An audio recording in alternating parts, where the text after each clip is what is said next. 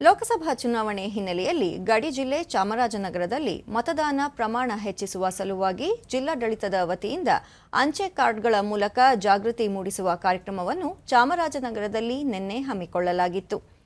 ಜಿಲ್ಲೆಯ ಸರ್ಕಾರಿ ಅಧಿಕಾರಿಗಳು 9,000ಕ್ಕೂ ಅಧಿಕ ಅಂಚೆ ಕಾರ್ಡ್ಗಳ ಮೂಲಕ ಮತದಾನ ಪ್ರಮಾಣವನ್ನು ಹೆಚ್ಚಿಸುವ ಪ್ರತಿಜ್ಞಾವಿಧಿ ಬೋಧಿಸಲಾಯಿತು. ಈ ವೇಳೆ ಜಿಲ್ಲಾ ಪಂಚಾಯಿತಿ ಉಪ ಕಾರ್ಯದರ್ಶಿ ಹಾಗೂ ಜಿಲ್ಲಾ ಸ್ವೀಪ್ ಸಮಿತಿಯ ನೋಡಲ್ ಅಧಿಕಾರಿ ಪಿ ಲಕ್ಷ್ಮಿ ಸೇರಿದಂತೆ ಹಲವು ಅಧಿಕಾರಿಗಳು ಉಪಸ್ಥಿತರಿದ್ದರು.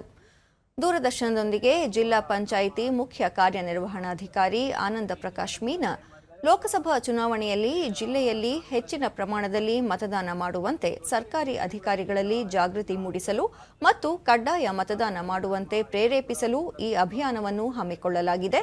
ಈಗಾಗಲೇ ಜಿಲ್ಲಾಡಳಿತ ಹಲವು ಕ್ರಮಗಳನ್ನು ಕೈಗೊಂಡಿದೆ ಎಂದು ಹೇಳಿದರು. ನಾವು ಬಹಳಷ್ಟು ಆಕ್ಟಿವಿಟೀಸ್ ಮಾಡ್ತಾ ಇದ್ದೀವಿ. ಆ ಆಕ್ಟಿವಿಟೀಸ್ ಅಲ್ಲಿ ಇದು ಕೂಡ ಒಂದೇ ಆಕ್ಟಿವಿಟಿ.